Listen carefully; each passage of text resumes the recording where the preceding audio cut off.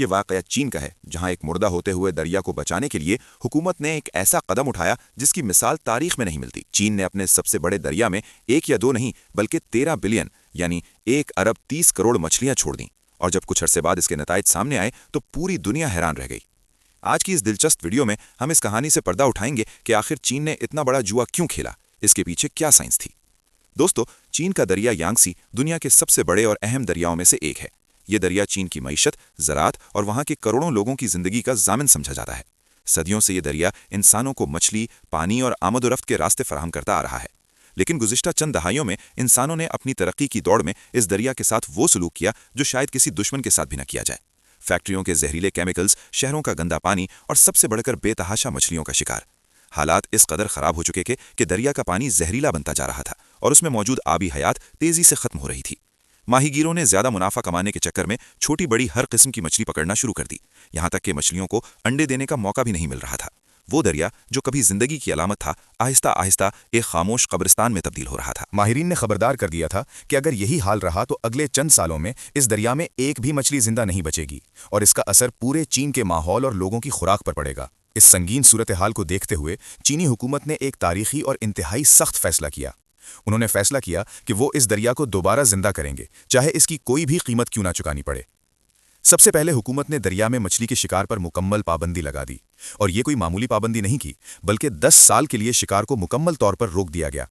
لاکھوں ماہی گیروں کی کشتیاں کنارے پر کھڑی کر دی گئیں اور انہیں متبادل روزگار فراہم کیا گیا تاکہ دریا کو سانس لینے کا موقع مل سکے۔ لیکن سائنسدان جانتے تھے کہ صرف شکار روک دینا کافی نہیں ہوگا، کیونکہ دریا کا ایکو سسٹم یعنی قدرتی نظام اس حد تک بگڑ چکا تھا کہ وہ خود بخود ٹھیک نہیں ہو سکتا تھا۔ پانی میں الجی اور گندگی اس قدر بڑھ چکی تھی کہ اسے صاف کرنے کے لیے قدرتی صفائی کرنے والوں کی ضرورت تھی، اور یہ قدرتی صفائی کرنے والے کوئی مشینیں نہیں بلکہ خود مچھلیاں تھیں۔ اور یہی وہ لمحہ تھا جب چین نے 13 بلین مچھلیوں کے منصوبے کا آغاز کیا، جس نے پوری دنیا کو حیرت میں ڈال دیا۔ اب سوال یہ پیدا ہوتا ہے کہ آخر اتنی مچھلیاں آئیں کہاں سے، اور یہ کون سی مچھلیاں تھیں؟ کیا یہ وہی عام مچھلیاں تھیں جو ہم روزانہ کھاتے ہیں؟ در حقیقت اس مشن کے لیے سائنسدانوں نے خاص قسم کی مچھلیوں کا انتخاب کیا جو دریا کی صفائی اور اس کے قدرتی نظام کو بحال کرنے میں ماہر تھیں۔ ان مچھلیوں کو بڑی بڑی لیبارٹریوں اور ہیچریز میں مصنوعی طریقے سے پیدا کیا گیا اور پالا گیا۔ ان میں زیادہ تر تعداد کارپ مچھلیوں کی مختلف اقسام کی تھی، جیسے سلور کارپ اور بگ ہیڈ کارپ۔ ان مچھلیوں کا انتخاب اس لیے کیا گیا کیونکہ یہ پانی میں موجود گندگی، اضافی کائی اور پلانکٹن کو کھا جاتی ہیں۔ آپ انہیں دریا کا ویکیوم کلینر بھی کہہ سکتے ہیں۔ جب یہ مچھلیاں بڑی تعداد میں پانی میں چھوڑی جاتیں تو یہ قدرتی طور پر پانی کو فلٹر کرنا شروع کر دیتی، جس سے پانی صاف ہوتا اور سورج کی روشنی نیچے تک پہنچتی، جو باقی آبی حیات کے لیے بے حد ضروری تھی۔ اس کے علاوہ یہ مچھلیاں دریا میں موجود شکاری مچھلیوں اور نایاب جانوروں کے لیے خوراک کا ذریعہ بھی بنتی تھیں۔ جب ان مچھلیوں کو دریا میں چھوڑنے کا وقت آیا تو وہ منظر دیکھنے کے قابل تھا۔ بڑے بڑے ٹینکرز، کشتیاں اور یہاں تک کہ جدید پائپ لائن سسٹمز کا استعمال کیا گیا تاکہ مچھلیوں کے کروڑوں بچوں کو احتیاط سے پانی میں منتقل کیا جا سکے۔ یہ کام صرف ایک دن کا نہیں تھا، بلکہ یہ سلسلہ کئی مہینوں اور سالوں تک جاری رہا۔ ہر بار جب مچھلیوں کی نئی کھیپ دریا میں ڈالی جاتی تو مقامی لوگ اور میڈیا وہاں موجود ہوتے، لیکن بہت سے لوگوں کے ذہنوں میں خدشات بھی تھے۔ کیا یہ مچھلیاں زندہ رہ پائیں گی؟ کیا آلودہ پانی انہیں مار نہیں دے گا؟ اور اگر یہ تجربہ ناکام ہو گیا تو اربوں ڈالر کا نقصان ہوگا۔ سب سے بڑی خوشخبری اس وقت ملی جب لوگوں نے دریا میں فن لیس پورپوئس کو دوبارہ تیرتے ہوئے دیکھا۔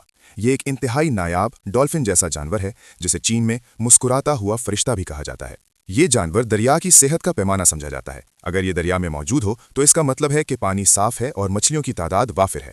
برسوں سے یہ خوبصورت مخلوق نظروں سے اوجھل تھی اور خدشہ تھا کہ یہ ہمیشہ کے لیے ختم ہو چکی ہے، لیکن 13 بلین مچھلیوں کی رہائی اور شکار پر پابندی نے اسے نئی زندگی دے دی۔ اس منصوبے کی کامیابی نے نہ صرف ماحولیاتی ماہرین کو خوش کیا بلکہ مقامی ماہی گیروں کی زندگیاں بھی بدل دیں۔ وہ ماہی گیر جو پہلے شکار پر پابندی کی وجہ سے پریشان تھے، اب دیکھ رہے تھے کہ دریا کس قدر بدل چکا ہے۔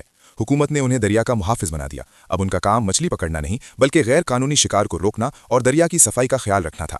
یہ ایک زبردست تبدیلی تھی کہ وہی لوگ جو کبھی دریا کو خالی کر رہے تھے اب اسی دریا کے رکھوالے بن چکے تھے۔ دریا کے پانی کے معیار میں بہتری آنے سے آس پاس کی زمینوں پر بھی مثبت اثر پڑا۔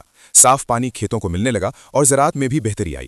یہ اس بات کا ثبوت تھا کہ جب ہم قدرت کا خیال رکھتے ہیں تو قدرت بھی ہمارا خیال رکھتی ہے۔ چین نے ثابت کر دیا کہ ترقی کا مطلب صرف فیکٹریاں لگانا نہیں بلکہ اپنے قدرتی وسائل کو بچانا بھی ترقی کا ایک اہم حصہ ہے۔ اس تجربے کے ذریعے چین نے پوری دنیا کو ایک ماڈل فراہم کیا۔ آج جب دنیا بھر میں سمندروں اور دریاؤں میں مچھلیوں کی تعداد کم ہو رہی ہے اور آبی آلودگی بڑھ رہی ہے تو یہ طریقہ کار امید کی ایک کرن ہے۔ اس منصوبے نے یہ دکھا دیا کہ بگڑے ہوئے حالات کو درست کرنے میں کبھی دیر نہیں ہوتی، بس نیت اور صحیح منصوبہ بندی کی ضرورت ہوتی ہے۔ آپ کو چین کا یہ قدم کیسا لگا؟ کیا آپ کے خیال میں ہمارے ملک میں بھی دریاؤں کو بچانے کے لیے ایسے اقدامات کی ضرورت ہے؟ اپنی رائے کا اظہار کامنٹ میں ضرور کیجیے گا۔